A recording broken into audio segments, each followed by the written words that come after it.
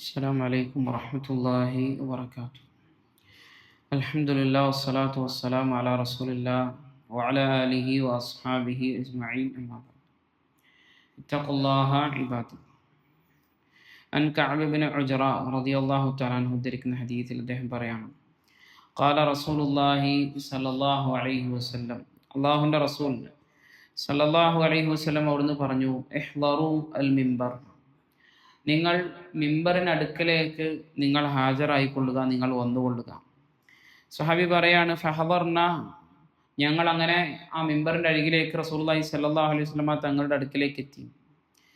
ഫലമ്മ ഇർതഖാ ദറജതൻ ഖാല ആമീൻ, റസൂലുള്ളാഹി സ്വല്ലല്ലാഹു അലൈഹി വസല്ലം മിമ്പറിൻ്റെ ഒന്നാമത്തെ പടിയിലേക്ക് ചവിട്ടിയപ്പോൾ അവിടുന്ന് പറഞ്ഞു ആമീൻ, അല്ലാഹുവേ നീ സ്വീകരിക്കണേ.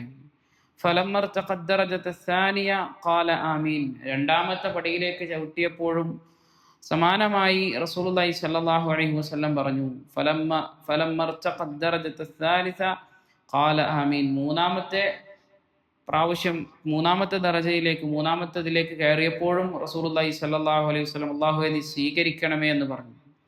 അദ്ദേഹം പറയാണ് ഫലമ്മ നസല ഖുൽനാ, റസൂലുള്ളാഹി സ്വല്ലല്ലാഹു അലൈഹി വസല്ലം മിമ്പറിൽ നിന്ന് ഇറങ്ങിയ സമയത്ത് ഞങ്ങൾ ചോദിച്ചു യാ റസൂലല്ലാഹ് ലഖദ് സമിഅനാ മിൻകൽ യൗമ ശൈഅൻ മാ കുന്നാ നസ്മഉഹു, ഞങ്ങൾ മുമ്പൊന്നും കേൾക്കാത്ത ചില കാര്യങ്ങൾ അല്ലാഹുവിൻ്റെ റസൂലെ താങ്കൾ മിമ്പറിലേക്ക് കയറിയപ്പോൾ ഞങ്ങൾ കേട്ടല്ലോ.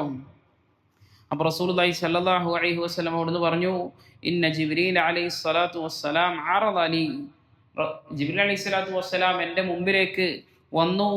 എന്നിട്ട് ഫഖാല, എന്നിട്ട് അദ്ദേഹം പറഞ്ഞു ബുഅദൻ ലിമൻ അദ്റക റമളാന വലം യഗ്ഫർ ലഹു, ആർക്കാണോ ഒരു റമളാൻ വന്നെത്തിയിട്ടും അവൻ്റെ തിന്മകൾ അല്ലാഹു സുബ്ഹാനഹു വ തആല മാപ്പാക്കി കൊടുക്കാതിരിക്കുന്ന ആൾ, അവൻ വളരെ വിദൂരത്തേക്ക് പോകട്ടെ എന്ന്.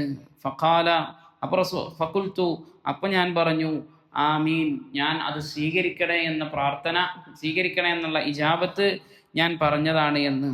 എന്നിട്ട് റസൂലുള്ളാഹി അദ്ദേഹം തന്നെ പറയാണ് റസൂലുള്ളാഹി സ്വല്ലല്ലാഹു അലൈഹി വസല്ലം പറയാണ് ഫലമ്മ റഖീതു സാനിയ, രണ്ടാമത്തെ ദറജയിലേക്ക് കയറിയപ്പോൾ ഖാല, ജിബ്രീൽ അലൈഹി സ്വലാത്തു വസ്സലാം പറഞ്ഞു ബുഅദൻ ലിമൻ ദുകിർതു ഇൻദഹു ഫലം യുസല്ലി അലൈക, റസൂലുള്ളാഹി സ്വല്ലല്ലാഹു അലൈഹി വസല്ലം തങ്ങളുടെ പേര് പരാമർശിക്കപ്പെട്ടിട്ടും അവിടെ സ്വലാത്ത് ചെല്ലാത്തവൻ വിദൂരത്തേക്കാകട്ടെ എന്നും ജിബ്രീൽ അലൈഹി സ്വലാത്തു വസ്സലാം പ്രാർത്ഥിച്ചു.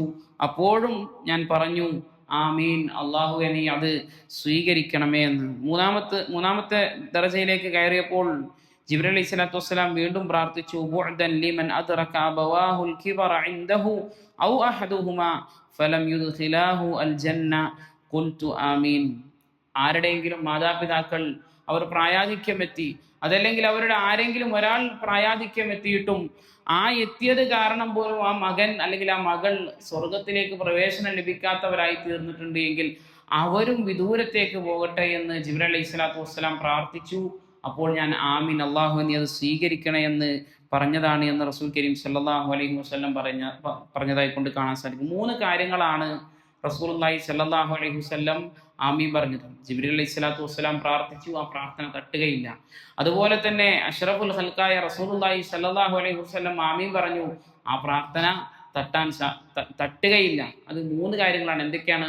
ഒന്ന്, ഒരു റമളാൻ ഒരാൾക്ക് ലഭിച്ചു, എല്ലാവിധ സൗകര്യങ്ങളും അമൽ സാലിഹാത്തുകൾ ചെയ്യാനും തൻ്റെ ദീന് നന്നാക്കാനും അഖീദ പഠിക്കാനും തുടങ്ങി ഏതെല്ലാം കാര്യങ്ങളുണ്ടോ അതൊക്കെ ശരിയാക്കാൻ പറ്റുന്ന നല്ല ഒരു അവസരമാണ് പരിശുദ്ധമായ റമളാൻ. ആ റമളാൻ കിട്ടിയിട്ടും തൻ്റെ നഫ്സിനെ നന്നാക്കാത്ത, അതുപോലെ തന്നെ തൻ്റെ ദീനിയായ കാര്യങ്ങൾ ശരിയാക്കാൻ താല്പര്യം കാണിക്കാത്ത, ആ രൂപത്തിൽ റമളാനിനെ ഉപയോഗപ്പെടുത്താതെ അവൻ്റെ തിന്മകളൊന്നും മായ്ക്കപ്പെടാതെ പൊറുക്കപ്പെടാതെ ഒരുവൻ റമളാനിൽ നിന്നും കഴിഞ്ഞു പോകുന്നുണ്ട് എങ്കിൽ അവനെ നീ വിദൂരത്താക്കണമേ എന്ന് ജിബ്രീൽ അലൈഹി സ്വലാത്തു വസ്സലാം പ്രാർത്ഥിക്കുകയും അഷ്റഫുൽ ഖൽഖ് റസൂലുള്ളാഹി സ്വല്ലല്ലാഹു അലൈഹി വസല്ലം അവിടുന്ന് ആമീൻ പറയുകയും ചെയ്തു. രണ്ടാമത്തെ വിഭാഗം എന്ന് പറഞ്ഞു കഴിഞ്ഞാൽ റസൂലുള്ളാഹി സ്വല്ലല്ലാഹു അലൈഹി വസല്ലം തങ്ങളുടെ പേര് പരാമർശിക്കപ്പെട്ടു, അത് കേട്ടു, എന്നിട്ടും അവൻ സ്വലാത്തുകളൊന്നും ചൊല്ലിയില്ല.